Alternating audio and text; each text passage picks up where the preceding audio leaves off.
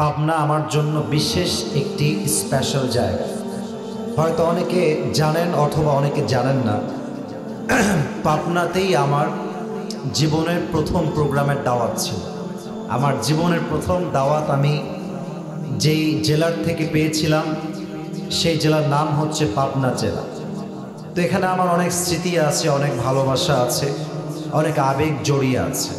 ঈদের পরে এটাই ফার্স্ট প্রোগ্রাম পাবনাতে। তো আমি চাই না যে আপনারা কোনো বিশৃঙ্খলা করে আওয়াজ করে আজকের পরিবেশ নষ্ট করেন। সেলফি এটা জরুরি জিনিস নয়, ভিডিও করা জরুরি জিনিস নয়।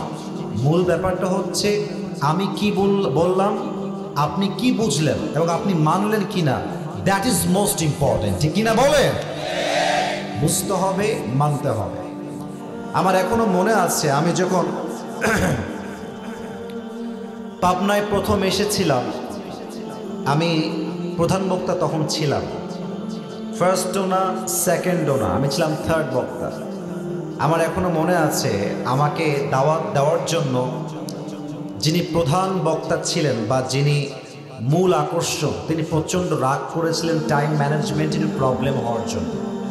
আমি এটা বলছি জাস্ট যুবকদেরকে, জাস্ট টু মোটিভেট এভরিওয়ান, সবাইকে আমি উৎসাহিত করতে চাই এই কথা বলে যে সময় সব সময় একরকম থাকে না। আজকের যে হিরো কালকে সে জিরো হতে পারে, আজকের যে জিরো কালকে সে হিরো হতে পারে। It's a matter of time, it's a matter of time. তো অনেক যুবকের হয়তো বা আজকে চাকরি হচ্ছে না, পরীক্ষায় পাশ করতে পারছো না, ব্যবসায় বরকত হচ্ছে না। মাথায় রাখবা, কিপ ট্রাইং, কিপ গোয়িং, এগিয়ে যাও, সামনে এগিয়ে যাও, হতাশ হওয়ার কিছু নাই। Never lose hope and never be frustrated. রবের উপরে ভরসা রাখো, তোমাকে তোমার সফলতার চূড়ান্ত পর্যায়ে পৌঁছায় দিবে একজন। বলেন সবাই, তিনি কে?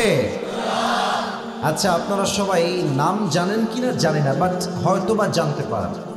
পাকিস্তানের একজন টপ ফেমাস ক্রিকেটার, আগে ছিলেন cricketer and then he became the prime minister of Pakistan. পরে এসে তিনি পাকিস্তানের প্রধানমন্ত্রী হয়েছিলেন। নাম বলতে পারবেন কি না?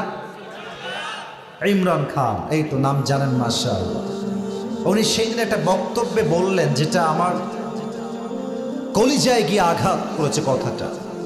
উনি বললেন যে মানুষ তার খারাপ অবস্থায় হেরে যায় না, মানুষ তার শূন্য অবস্থায় হেরে যায় না, মানুষ হারে তখন যখন সে গিভ আপ করে ফেলে। যতক্ষণ পর্যন্ত মানুষ বলে যে আমি পারবো, আমার শক্তি আছে, আই ক্যান ডু ইট, এটা আমার বিলিভ আছে, যতক্ষণ পর্যন্ত বিশ্বাস সঙ্গে আছে, মানুষকে হারিয়ে দেওয়ার মতো শক্তি এই পৃথিবীতে জন্ম নেয় নাই। যুবক ভাইরা, ঠিক কিনা বলো? দুই নাম্বার আর একটা কথা তিনি বললেন, যেটা আমি বলেই আর কোনো কথা বাড়াতে চাই না, আমার মূল তাফসিরের দিকে আমি ফোকাস করার ট্রাই করব। এটা আমার মুরব্বী আব্বাজান যারা এসেছেন, মায়েরা যারা এসেছেন, স্পেশালি আমার যুবক ভাই যারা এসেছো, এই বাক্যটা একটু মনোযোগ দিয়ে শুনবা। সফল সে হয় না যে খুব ট্যালেন্টেড হয়, সফল সে হয় না যে বড় স্কুলে পড়াশোনা করে, সফল সে হয় না যার বাপ সফল হয়, বরং সফল হয় সে ব্যক্তি যে তার জীবনের স্বপ্ন বড় দেখে এবং এমন স্বপ্ন দেখে যে স্বপ্ন বাস্তবায়ন না করা পর্যন্ত সে তার শ্বাস নেয় না, পিছু পা হয় না, হেরে যায় না। সে মানুষটাই সফল হতে পারে, যে কিনা বলেন?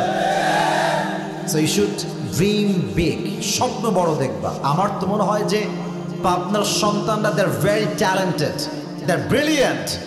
এবং আপনারা দেখবেন পাবনার মানুষের মতো মানুষ, এই জেলার মানুষ যে পরিমাণ চালাক, অন্য জেলা আপনি খুঁজে পাবেন না, ঠিক কিনা বলে?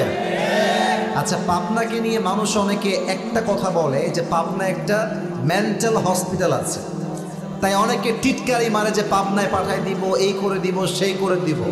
আপনি খুব চেক করবেন, যে কোনো এক্সামিনেশন হলে যাবেন, কলেজ, ইউনিভার্সিটি, বিশ্ববিদ্যালয়, পাবনার সন্তানরা যেখানে যায় খুব খেয়াল করবেন তাদের পরীক্ষার রেজাল্ট অন্যের চাইতে 1000 গুণ বেশি ভালো হয়। অতএব আমাদেরকে ক্রিটিসাইজ করে কোনো লাভ হবে না। আমার বিশ্বাস পাবনার সন্তান কেউ কাপুরুষের সন্তান নয়, সব বীর পুরুষের সন্তানেরা, ঠিক কিনা? আল্লাহ এই পাবনার মাটিকে কবুল করুক, সকলে পড়া আমিন।